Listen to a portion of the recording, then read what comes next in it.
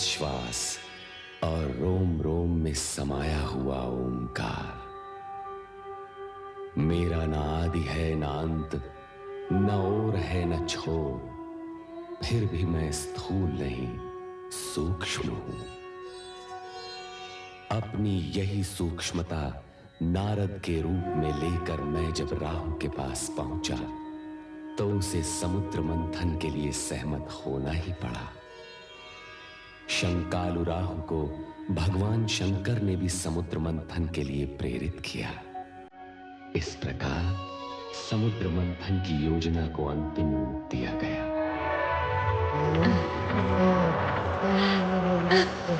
ये अप्सरा है या कौन है? मेरी ये स्वर्ग से आई है या समुद्र से?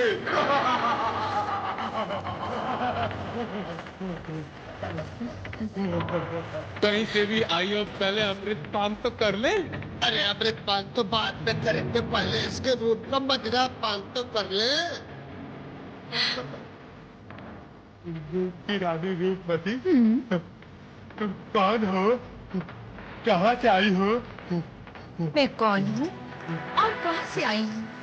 इन व्यर्थ के प्रश्नों में क्यों अपना समय नष्ट करते हो? सत्पुरुषों, केवल इतना जानूं कि मैं तुम्हारी हूँ, तुम्हारे लिए आई हूँ। तुम्हारे लिए आई हूँ।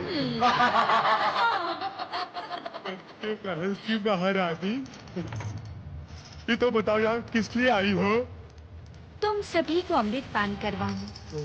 अमृत पान करवाने के पश्चात तुम्हें सौंदर्य पान करवाऊंगी।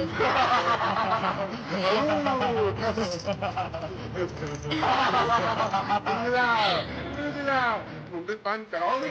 कराओ। अमृत जैसे पवित्र पेय का पान करने से तो स्वयं पवित्र होना आवश्यक है। तो फिर हम क्या करें? पहले तुम सब जाकर समुद्र में स्नान करके आओ, फिर अमृत का पान करना। जब पान कराओगे तो कराओ। अमृत का पान करेंगे।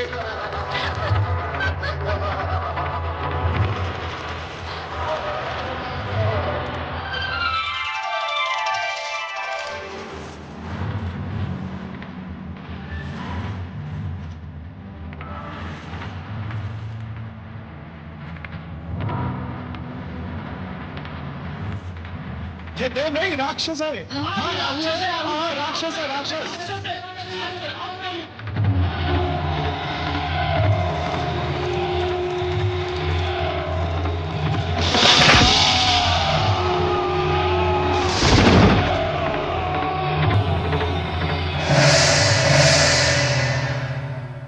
सुदर्शन चक्र द्वारा शिरोच्छेद होने के पश्चात राहु के मन में ये शूल चुभता रहा कि सूर्य के कारण ही वो अमृत पान में असफल रहा है।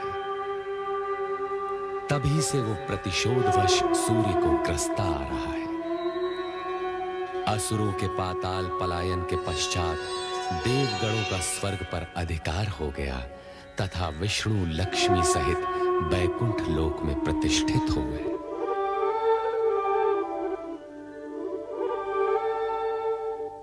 हे जगदीश्वर श्री हरि, आपको पति के रूप में पाकर मैं धन्य हो गई। अब मेरे लिए क्या आज्ञा है स्वामी? हे महालक्ष्मी, तुम्हें समीप पाकर हम पूर्ण हुए। लक्ष्मी और नारायण को एक साथ देखने के लिए हमारे सारे भक्त लालायित हैं। मैं भी तो समुद्र के जल से आपके चरणों में आने की प्रतीक्षा कर रही थी स्वामी। इतने लंबे समय तक मुझे अपने से दूर क्यों रखा भला? हे महालक्ष्मी, हर कार्य पूर्व निर्धारित समय पर ही होता है। भगवान शिव की इच्छा अनुसार समुद्र मंथन जब होना था तब ही हुआ और हमें तुम प्राप्त हुई। नारायण नारायण। वैकुंठ में लक्ष्मी नारायण के प्रथम दर्शन करके आंखें धन्य हो गई। प्रणाम जगदीश्वर। प्रणाम माते। ये सृजनकर्ता ब्रह्मा जी के मानस पुत्र नारद है महादेवी, जो सारी सृष्टि में भ्रमण करते हुए भगवत भक्ति का प्रचार करते हैं। और अब मैं लक्ष्मी नारायण की भक्ति का प्रचार करूंगा। माता लक्ष्मी, आप तो धन वैभव की देवी हैं। आपके भक्तगण आपकी आराधना के बिना धन धान्य और वैभव कैसे प्राप्त कर सकते हैं? नारद जी, हमारी इतनी प्रशंसा न कीजिए, कहीं हमें अभिमान हो गया तो? नारायण नारायण, जो स्वयं भगवान श्री हरि के चरणों में विराजमान हो, उसे तो अभिमान छू भी नहीं सकता माते। महादेवी, कितने चतुर हैं हमारे परम भक्त देव ऋषि। आपको अभिमान न हो, इसका प्रबंध इन्होंने अभी से ही कर दिया। ऐसा कहकर आप मुझे लज्जित न कीजिए प्रभु। मैं तो माता लक्ष्मी के चरणों की रज के समान हूँ। धन्य हो नारद। अब यह बताओ, तुम्हारे आने का प्रयोजन क्या है? प्रभु, आप मुझे प्रयोजन पूछकर लज्जित न कीजिए। माता लक्ष्मी समुद्र मंथन के बाद प्रथम वैकुंठ पधारी हैं। आप दोनों के एक साथ दर्शन करने हेतु चला आया। नारद, आपको तो ज्ञात है कि हमसे किसी की भी मन की बात छुपी नहीं रहती। आप महालक्ष्मी के दर्शन के साथ साथ एक और भी प्रयोजन लेकर आए हैं। जब आपको सब कुछ ज्ञात है, तो आप स्वयं ही बता दीजिए ना। कभी कभी मैं अपने मन की बात भी नहीं समझ पाता। नारायण नारायण। ओम नमः शिवाय। भगवान शिव ने समुद्र मंथन से निकले विष का पान करके सृष्टि को नष्ट होने से बचा लिया। इसके लिए हमें उनका धन्यवाद व्यक्त करना है। क्यों देव ऋषि? आप सत्य कह रहे हैं प्रभु। मैं अभी ब्रह्मलोक से चला आ रहा हूँ। परमपिता ब्रह्मदेव ने भी मुझसे यही कहा। उन्होंने ये भी कहा कि देवराज इंद्र सहित सभी देवता भगवान शिव शंकर के प्रति अपना आभार व्यक्त करने के लिए कैलाश की ओर प्रस्थान कर रहे हैं। तब तो हमें भी वहाँ प्रस्थान करना होगा। कैलाश में भगवान शिव तथा माता सती के दर्शन भी हो जाएंगे। यह तो अति उत्तम विचार है देवी। अब आप मेरे यहाँ आने का प्रयोजन समझ गए प्रभु। नारायण नारायण। सच पूछिए तो मैं आप दोनों को यहाँ से कैलाश ले जाने आया हूँ, परमपिता ब्रह्मदेव की आज्ञा से। आप तो सचमुच चतुर हैं नारद जी। प्रभु आपसे भली भांति परिचित हैं। तो चलो कैलाश चलते हैं। ओम नमः शिवाय, ओम नमः शिवाय, ओम नमः शिवाय, ओम नमः शिवाय, ओम नमः शिवाय, ओम नमः शिवाय, ओम नमः शिवाय, ओम नमः शिवाय, ओम नमः शिवाय, ओम नमः शिवाय, ओम नमः शिवाय, ओम नमः शिवाय, ओम नमः शिवाय, ओम नमः शिवाय, ओम नमः शिवाय, ओम नमः शिवाय, ओम नमः शिवाय, ओम नमः शिवाय। त्रिलोकीनाथ भगवान शिव शंकर की जय। चराचरपति देवादिदेव महादेव की जय। शक्ति रूपिणी देवी सती की जय। भूत भावन भगवान शिव शंकर की जय। हे सदाशिव, जन कल्याण के निमित्त आपने हलाल अपने कंठ में धारण करके सृष्टि के सभी प्राणियों की रक्षा की है। हम सभी की ओर से आपको कोटि कोटि नमन। ब्रह्मदेव, हमें श्री हरि विष्णु का आभार मानना होगा। इन्होंने पहले कश्यप फिर मोहिनी रूप धारण किया, राहु का वध किया और अमृत की रक्षा की। समुद्र मंथन के सफल आयोजन ने न्याय और नीति की सार्थकता सिद्ध कर दी है भोलेनाथ। देवताओं को स्वर्ग मिला और असुरों को उनके कर्मों का फल। श्री हरि, सबसे अधिक लाभ तो आपको हुआ है। भगवती लक्ष्मी जो आपको प्राप्त हो गई। देवी सती, सत्य तो ये है कि मुझे श्री हरि प्राप्त हुए। इनसे अधिक लाभ तो मुझे हुआ है। नारायण नारायण। लाभ हानि की इस चर्चा में इस सत्य को हम सब भूलते जा रहे हैं कि समुद्र मंथन का मूलभूत विचार परम पिता ब्रह्मा जी का था। माता सरस्वती की सुमधुर वीणा के झंकार से यदि परमपिता ब्रह्मा जी की सृजनशीलता जागृत न होती तो समुद्र मंथन ही न होता। बस नारद, बस अपनी मति की गति को मंद करो और विचार करो कि ब्रह्मदेव की प्रेरणा और श्री हरि विष्णु के सहयोग के उपरांत भी हलाहल विष के लिए समुचित निराकरण न निकलता तो समुद्र मंथन का प्रयोजन, उद्देश्य और समुद्र से प्राप्त अन्य रत्नों की क्या गति हुई होगी? माता सरस्वती, शिव के योगदान की श्रेष्ठता तो निर्विवाद है। अंत में संकट एवं विकट की स्थिति को भोलेनाथ ने ही संभाला है। देवराज, मेरी स्तुति करने की अपेक्षा समुद्र मंथन के आयोजन तथा संपूर्ण प्रक्रिया से कुछ संदेश ग्रहण करेंगे तो हमारी सफलता और मंथन का कार्य सार्थक होगा। अर्थात सद्गुण सुफल देते हैं और तमोगुण कुफल। असुरों ने शक्ति, सुविधा और साधन संपन्न होते हुए भी पराजय का मुंह देखा तथा देवगण विजयी हुए। भविष्य में सचेत व सावधान रहने की आवश्यकता है देवराज। स्वामी, आपके अंतिम शब्दों से तो ऐसा लगता है जैसे आप सबको विदा करने की इच्छुक हैं। किंतु मैंने ना तो भगवती लक्ष्मी को दृष्टि भरकर देखा है और ना ही देवी सरस्वती से कुछ चर्चा की है। नारायण नारायण। चर्चा? जब दो देवियां चर्चा करती हैं तो धरती में कंपन होने लगता है। यहाँ तो तीन देवियां चर्चा करेंगी। नारायण नारायण। नारद, माता, अपनी वाणी पर विराम लगाओ। माता, यदि मैं अपनी वाणी पर विराम लगा दूंगा तो श्री हरि का जाप कैसे करूंगा?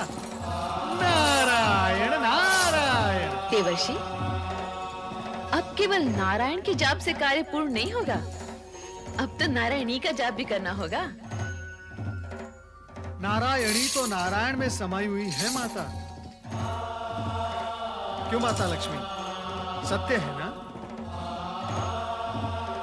समुद्र मंथन की सफलता के लिए भगवान शंकर का आभार व्यक्त करने के लिए सभी देवगण कैलाश पर उपस्थित हुए। नीलकंठ भगवान शिव के हर कार्य में जगत का कल्याण ही निहित होता है और सृष्टिकर्ता के जगत में दक्ष प्रजापति की 27 कन्याएं अपने हित के निहित पूजा अर्चना पश्चात महल में प्रवेश करती हैं। आनंद आया।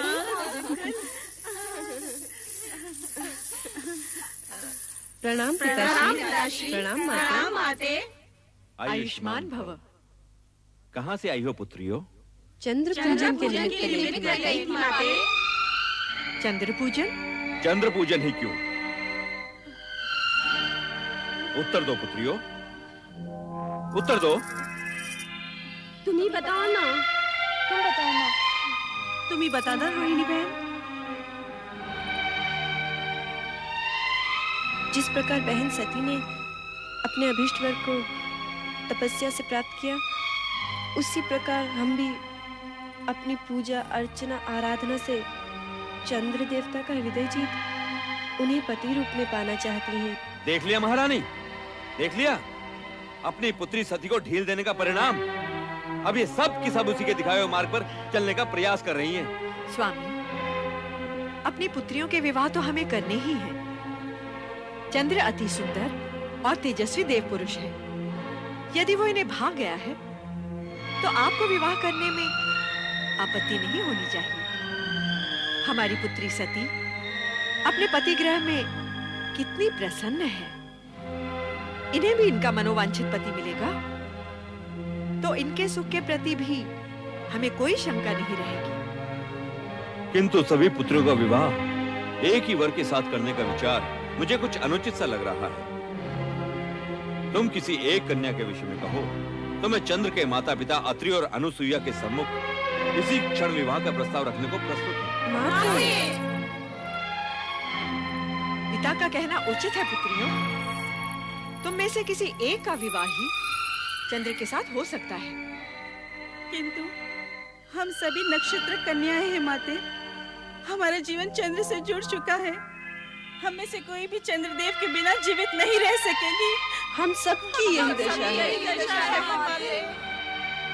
ठीक है, मैं अत्रि आश्रम जाकर विवाह प्रस्ताव प्रस्तुत करता हूँ। आपके प्रस्ताव ने हमें धन्य कर दिया राजन। महिमाशाली राजा दक्ष प्रजापति की 27 पुत्रियां हमारी पुत्रवध में बनकर इस आश्रम की शोभा बढ़ाएंगी। ये हमारे लिए हर्ष और गौरव की बात है।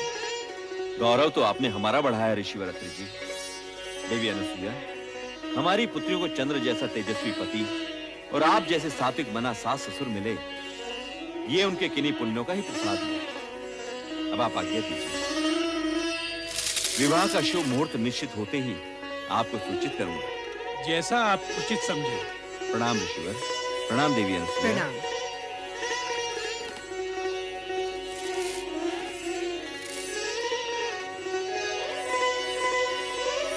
27 नक्षत्र कन्याओं के आगमन से यह आश्रम जगमगा उठेगा। आश्रम ही नहीं, आकाश से स्थित चंद्र महल भी।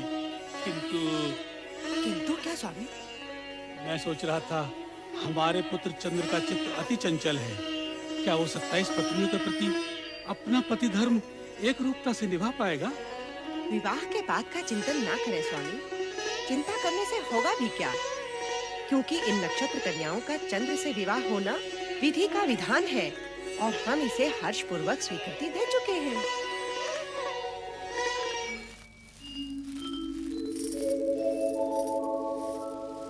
रूपोद्यान प्रफुल्ल प्राय कलिका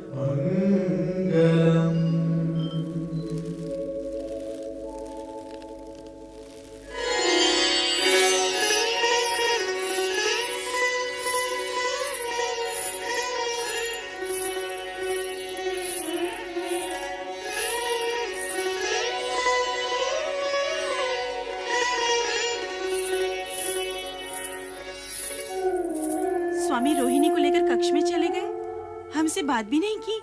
क्या हम बात करने के योग्य भी नहीं थे, जो हमें बिना कोई आदेश दिए चले गए?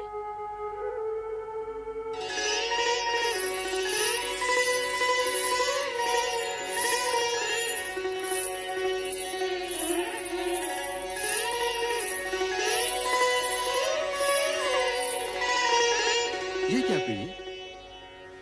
मिलन की इस बेला में जब चंद्र रोहिणी को अपने शीर्ष पर सजाने का इच्छुक है, तो रोहिणी उससे छिटक रही है। क्या हम तुम्हें प्रिय नहीं? आप जैसे सुदर्शन पति को पाने के पश्चात भला कौन पत्नी ये कहेगी? किंतु आपका प्रेम ग्रहण करते हुए मेरे मन में ऐसे भाव आ रहे हैं जैसे मैं अपनी बहनों का प्रेम अंश उनसे छीन रही हूँ। प्रिय, पत्नी होना एक धर्म है, प्रेमिका एक भाव। तुम्हारी बहनें मेरी पत्नी अवश्य हैं, परंतु मैं प्रेम केवल तुम ही से करता हूं। कि रात्रि की बेला बातों में व्यर्थ गंवाने के लिए नहीं है प्रिय। चलो विहार करें। अभी आपने कहा कि पत्नी होना एक धर्म है, इसी प्रकार पति होना भी एक धर्म है। और ये धर्म कहता है कि अपने प्रेम को सभी पत्नियों में समान रूप से वितरित किया जाए। किंतु आपने मेरी अन्य बहनों को प्रेम पिपासा में छोड़कर उचित नहीं किया। उनकी दशा उस चकोरी के समान हो गई है जो चंद्र के लिए हमेशा तड़पती रहती है। ऐसा प्रतीत होता है कि हम सबसे अधिक प्रेम स्वामी रोहिणी को ही करते हैं। विवाह 27 दक्ष पुत्रियों के साथ और प्रेम केवल एक के साथ, ये तो सर्वथा अन्याय है। हाँ, अन्याय है। ये अन्याय असहनीय है, दुखदायी है। क्या हमारा जीवन पति प्रेम पाने के लिए इसी प्रकार तड़पता रहेगा? नहीं, पति प्रेम पाने के लिए हमें कोई न कोई उपाय करना ही होगा, प्रयत्न करना ही होगा कि हम स्वामी के प्रेम पात्र बने। प्रेम पात्र अवश्य बने।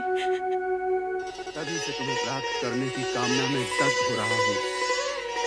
जब तुम्हें प्रथम बार देखा था और अब जब हम मिलन के इतने निकट हैं, तो तुम तर्क पर तर्क क्यों जा रही हो? मैंने तो केवल इतना कहा कि पति रूप में अपनी अन्य पत्नियों की उपेक्षा करना आपका धर्म नहीं है। प्रेम धर्म कर्म जात पात रीति नीति कुछ नहीं जानता। प्रेम की परिभाषा तो सबसे निराली होती है, और यदि तुम इस परिभाषा का अर्थ जान जाओगी तो स्वयं कच्चे धागे की तरह मेरे पीछे पीछे खिंची चली आओगी।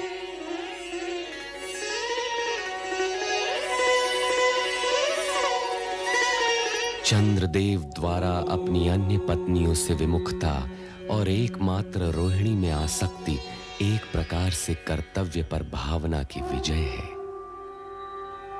चंद्रदेव पति पत्नी के संबंधों की पवित्रता व धर्म को भूल गए।